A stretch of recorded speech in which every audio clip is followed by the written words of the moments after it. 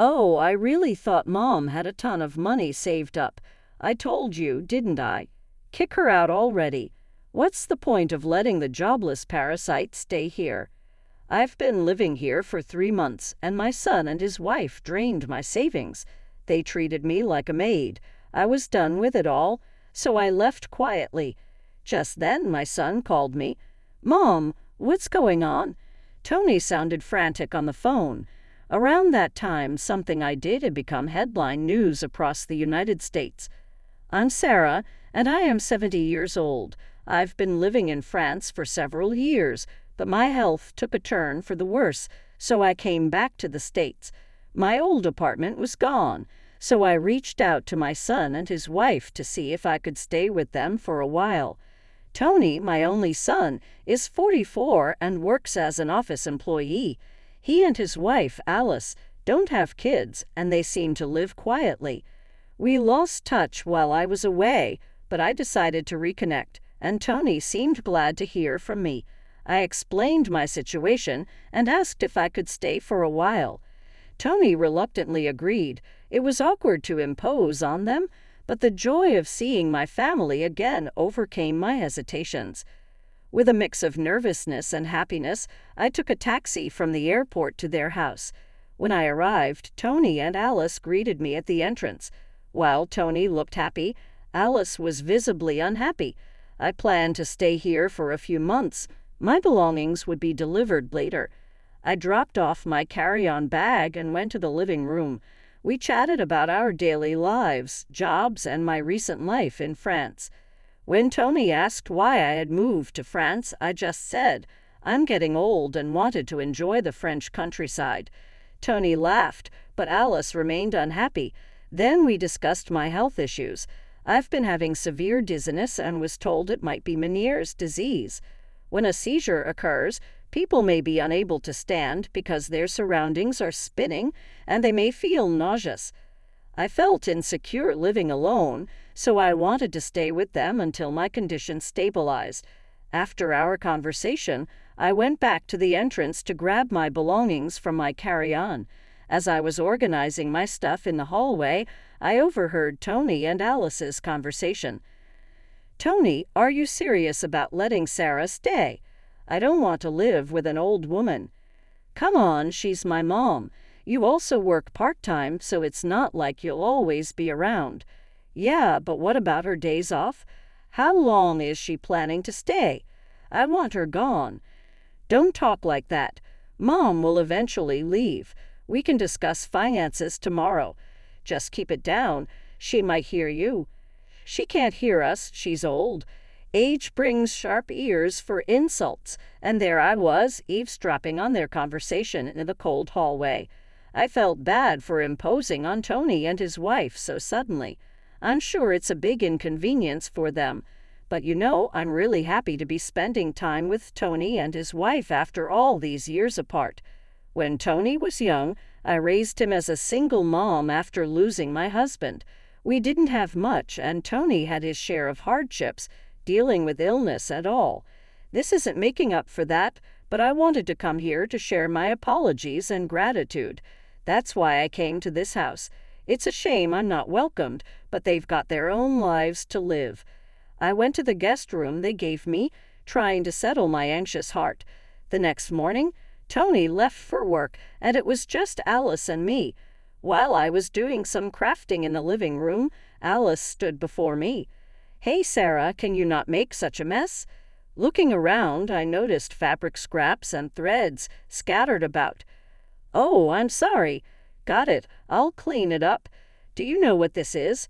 I showed her the small pouch I was sewing with a little green turtle design on it. "This is a turtle pouch. I love turtles, so I make little turtle-themed crafts. It even has a zipper on its shell, too." "That's nice, but Sarah, you can't just hang around here all day." Alice cut me off, clearly uninterested. "At least go somewhere else when I'm off from my part-time job. You're in the way." "But I get dizzy if I go outside too much." "I'll drive you to the nearby community center to stay there during the day." "I have things to do at home," Alice said without room for discussion, and continued, Also, help with the chores while you're here. You're not just resting. It's the least you can do since we're letting you stay." Stunned, I finally said, "All right, then," and slowly got up. From then on, I ended up doing all the housework. Though dizzy and sore, I took on the chores. Alice and Tony treated me like a housekeeper. Deeper, Alice seemed addicted to social media, constantly on her phone. It looked like she hadn't been keeping up with the housework before I came. That night, when Tony got home, he talked to me with a smile. "Mom, did you bring your bank card? I don't care you're living with us, but life costs money. Could you chip in?" I looked at Tony over my reading glasses, nodded, and stood up. I pulled the banking card from my handmade pouch and handed it to Tony. He checked it quickly, and his face tightened. "Wait, Mom, is this all you have saved? Any other accounts?" "That's all I have. I don't eat much at my age. No chronic illnesses or anything," I said, smiling. As the conversation continued, Tony's expression darkened. "Man, this is not enough money, not even $10,000. You said you were living large abroad, so I assumed." Tony kept pestering me, asking if I had any more money. When I said no, Tony sighed and slumped his shoulders. "Fine, I'll hang on to this cash for now. I'm doing you a favor letting you live here, so this is the least you could do." After getting my account password, Tony grabbed my bank and debit cards and left the room. That night, lying in bed, I could hear Tony tutting through the wall that separated our rooms. "Oh, this is a letdown. I totally thought Mom was loaded. Our household is actually in the red. Shouldn't have said she could stay." "See, I told you. Kick her out already. That jobless moocher brings us no benefits whatsoever," Alice chimed in. The two of them seemed confident I could hear them talking freely in the next room, or maybe they wanted me to hear. In my cold bed, I was holding back tears of loneliness and sorrow. The next day, since Alice had a day off, she drove me to the local community center. I opened my cargo bag to continue my handwork in the lounge area, but realized I had left the essential fabric at home. I hesitated but couldn't ask Alice to go back and get it. Fortunately, my dizziness was under control today, so I decided to take a walk home to retrieve the fabric. When I finally arrived, I glanced through the window into the house. Alice and an unfamiliar man were there. At first, I thought he was a visitor, but they seemed intimately close. I hesitated outside for a while, then turned back without entering the house. So that's why they wanted me out, to avoid interrupting their affair. Back at the community center, I kept thinking about Alice and that man and decided to call someone for advice. From then on, I avoided bringing up the man and continued interacting with Tony and his wife. However, whenever I left the house, I would conspicuously place a red turtle pouch at the edge of the living room side table.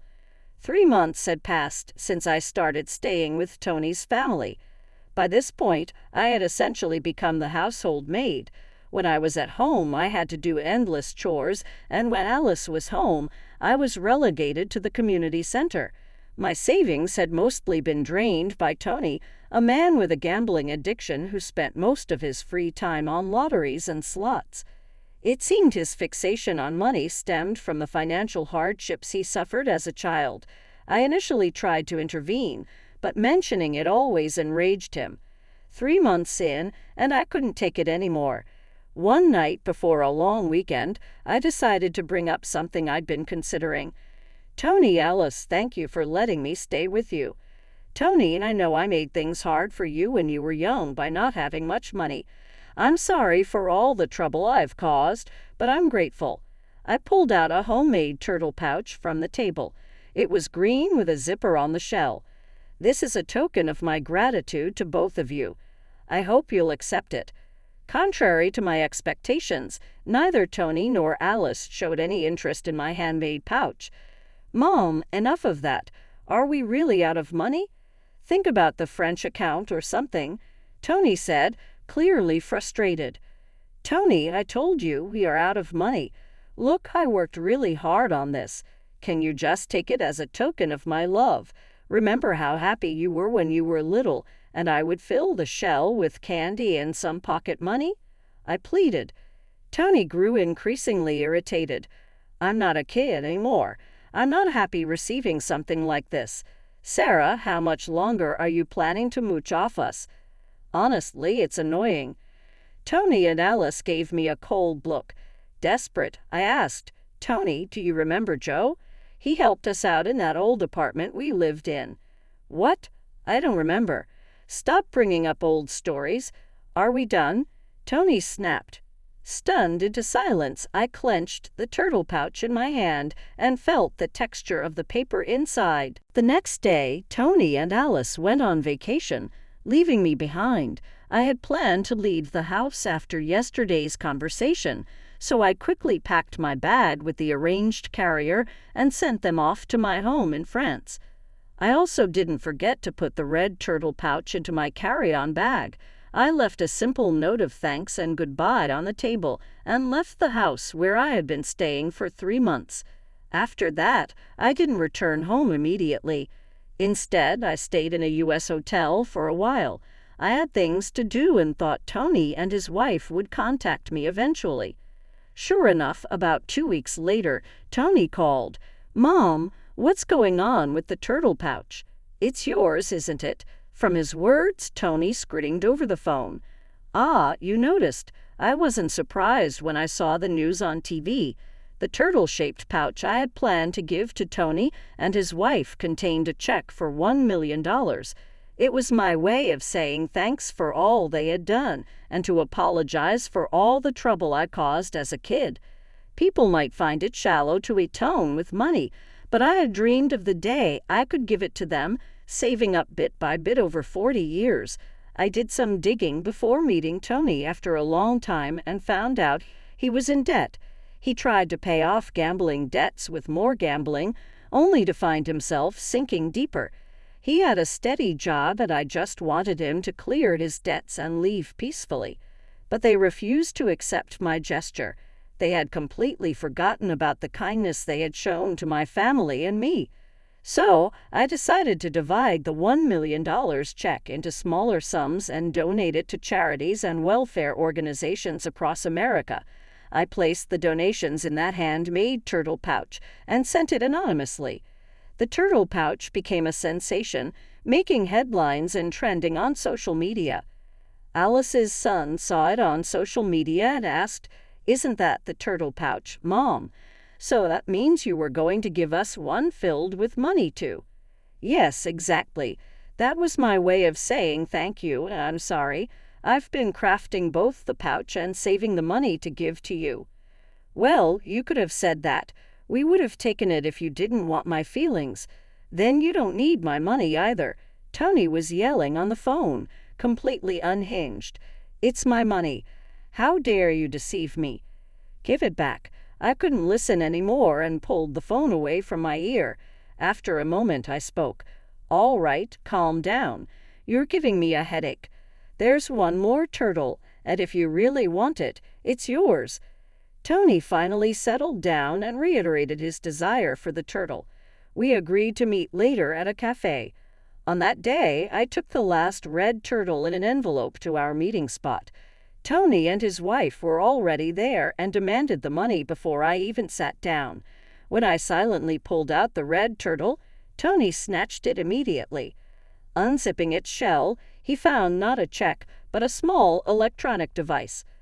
"What the heck is this?" Confused, Tony fiddled with the device. He found a tiny button and pressed it. A voice began to play, and Alice, standing next to Tony, immediately paled when she heard the voice recording. It was Alice's voice talking warmly with another man who wasn't Tony. "What is this? Why? What's happening?" Alice seemed to finally realize it was a recording of her having an affair at home. She tried to snatch the recorder from Tony's hand, but Tony didn't let go. While they grappled, I opened the envelope I brought and laid out several pictures on the table, photos of Alice cheating with another man at home. Presented with irrefutable evidence, Alice was flustered and kept asking why. Tony picked up the photos one by one, examining them intently. Since I came to your house, something seemed off. A friend told me I could hire someone to find out and even offered to cover the costs. What's your problem? Why would you do this? Well, you're my son's wife. It's sad to think family is deceiving each other. You'll understand when you're older. I guess fate brought me here to discover your infidelity, Alice. Have you been lying to me all along? Since when? Tony, you've got your own secrets too. If you're blaming her for cheating, you need to fess up as well. What? I've never cheated. What about your debt, Tony? Tony fell silent. Now it was Alice's turn to speak. What about you wasting all your money on gambling? I only use the money I earn, and you have your part-time jobs, so you should have some money. Listening to their squabble, it was clear this couple had somehow managed to keep it together until now. Neither of them had any money. Tell me you were $40,000 in debt. Alice, you've been giving all your earnings to your affair partner. I had the investigator check their finances. Both Tony and Alice were shocked and began shouting at each other. I was floored when I first heard the investigation results. This couple was on the brink of bankruptcy. Look, we can pay back the debt if we get Mom's money, so give it to us now. I donated all the money. The only thing left is this red turtle figurine. He blew through my savings on gambling. Remember what you're kidding me. All of it. In rage, Tony lunged at me across the table. Other customers started to pay attention, and the staff hurried over. The $1 million is mine. It was supposed to be mine. Give it back. The police had to be called to restrain Tony. After the police talked some sense into him, they kindly escorted me back to my hotel due to my concerns about Tony's aggressive behavior.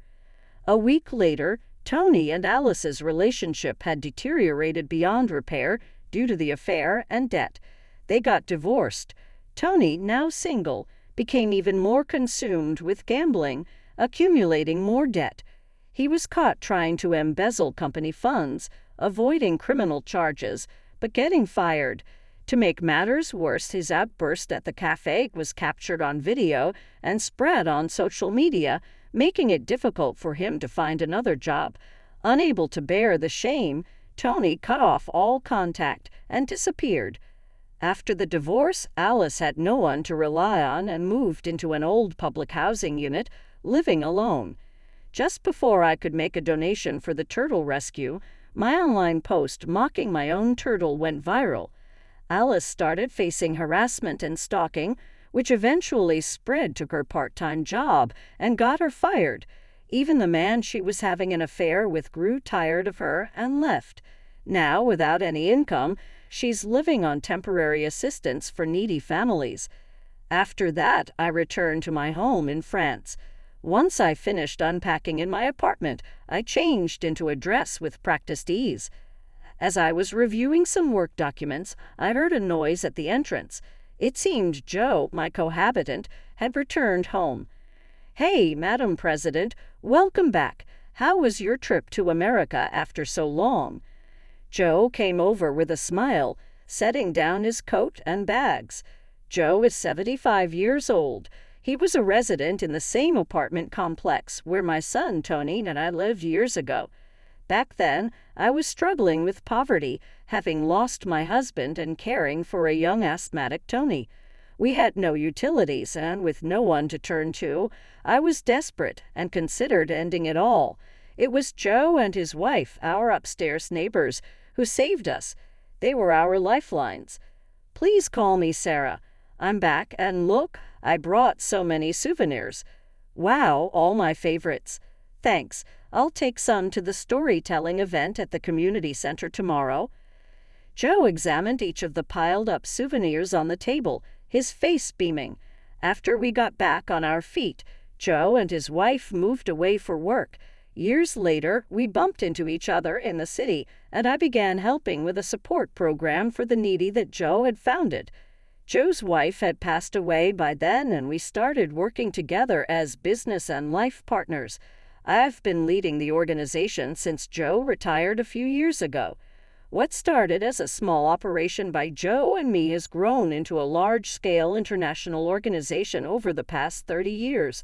Currently, we're focusing on supporting single moms and raising children. We moved to France a few years ago to study their advanced support systems. Although we became quite known in France, we're still not widely recognized in America. I plan to expand our activities there soon and wanted to spend time with Tony and his family as just a mom before they found out about my work. In the end, I couldn't get them to understand how I felt, but that's their choice. Even if it was for a brief moment, I was happy to spend time as a family. I am now 70 years old, but there's still much I want and need to do. I straighten my back in my dress and begin thinking about my international speech for tomorrow.